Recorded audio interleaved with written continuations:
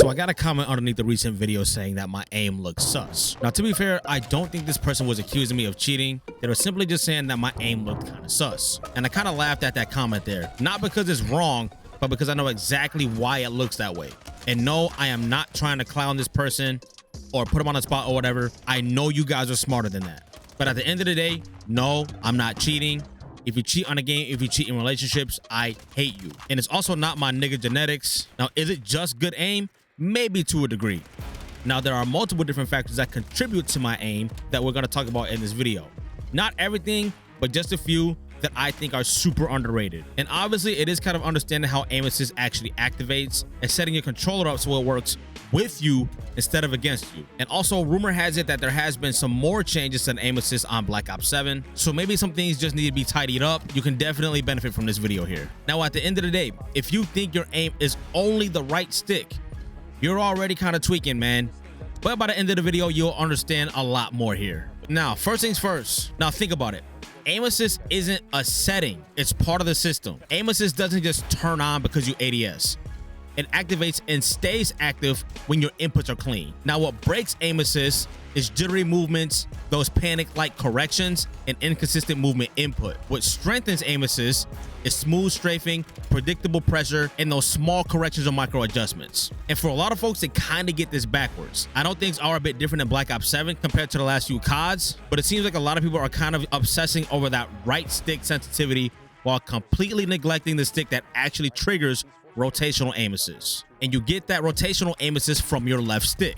This part is huge, and most people only feel it. They can't explain it. So rotational aim assist requires left stick engagement. A lot of creators will tell you, make sure you are moving your left stick at all times. This is 100% true. No matter what, if you're laying prone, make sure your left stick is engaged. If you're in the air from a wall jump, make sure your left stick is engaged. Doesn't matter what direction it's in. I had a bad habit of after laying prone or sliding into a laying down position, I would completely let go of my left stick. Like completely take my thumb off of the left stick, because I was able to get away with that in Black Ops 6. I absolutely cannot get away with that in Black Ops 7. Now with that, that's when your left stick dead zones come in. There is no end all be all setting for your left stick dead zone, but lower dead zones mean earlier engagement. Now, if your dead zones are too high, micro strafes do not register.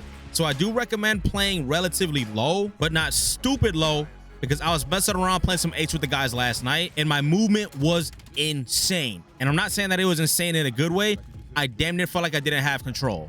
I felt like I was flying all over the map and I was having a really hard time making micro adjustments in a lot of situations where I needed my left stick dead zone to be a little higher. But figure out what works for you for both your left stick minimum and maximum. I'm not gonna go ahead and try to give you a number and say that's the end all be all. And definitely not just saying run a 0 dead zone and pray. So a good rule of thumb is kind of run the lowest possible dead zone without stick drift. It did take me a while to get that dialed in last night, but why you want to do that is the movement registers instantly and rotational aim assist activates way more often, and strafing becomes an aiming tool. Now, talking about some hardware for a second here, a slightly taller domed left stick, smooth, sustained movement pressure, and you're not spamming movement. You're feeding that rotational aim assist, and that's why my aim looks kind of sticky.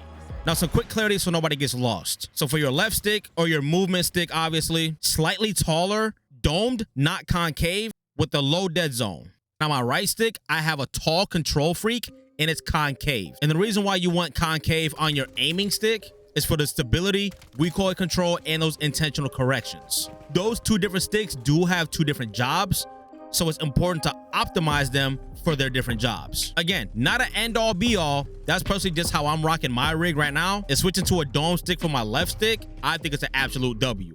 I didn't like it at first, but after playing around with it last night, I definitely think it's gonna be on my controller for the rest of the year. Now let's address this take that got me cooked on TikTok. Dynamic is not automatically the best response curve type in Black Ops 7. And I'm not saying it's bad. It just doesn't work for me, simple as that. But if your aim does feel consistent, if you over flick, and if aim assist just kind of feels off, period, you definitely owe yourself to at least try linear or standard. Now, as far as linear, I think you have more predictable inputs and fewer correction spikes. But as far as standard, I think it is easier to stay inside that aim assist window. And again, I'm gonna say this one more time. I'm not saying dynamic is bad, but if something feels off, try standard or linear. Here's something nobody tells you. Once your settings and your sticks are dialed in, aim stops feeling intense. Gunfights slow down, decisions get cleaner, and that's where focus and energy matter more than mechanics. That's why I use advanced gaming supplements. This stuff tastes super good. It helps you stay locked in and makes you make cleaner decisions. Doesn't make you jittery, doesn't make you crash. If you want to go ahead and cop a flavor of interest before rank play, go ahead and click the second link down in the description and use code NERVS10, NRVS10 for anything you want to cop off of the Advanced GG store. Now, try this tonight. Lower your left stick dead zone slightly. Go ahead, get into some gunfights, but focus on strafing left to right, side to side, making sure your left stick is doing this thing when you're in the air, laying prone, laying on your back, whatever the case is, no diddy, and ease off the right stick a little bit once you're on target. And I'm not saying let go of it. I'm saying go ahead, simply just ease off. And if your aim feels more controlled or calm, that's not placebo. That's rotational aim assist finally working consistently. If your aim looks smooth but feels unfair, you're definitely doing it right. Because in this game, it seems like aim assist rewards discipline, not effort. So to the guy that said that my aim looks sus, I get it. But if you guys want a full breakdown of my settings, front to back, A, B, C, D, all the way to Z, go ahead and follow me on either TikTok, Threads, or Twitter, and I'll give you guys all the sauce over there. If you got some insight from this video though, drop a like, and I'll drop 2 more videos for you on the screen right here. I'll see you guys over there.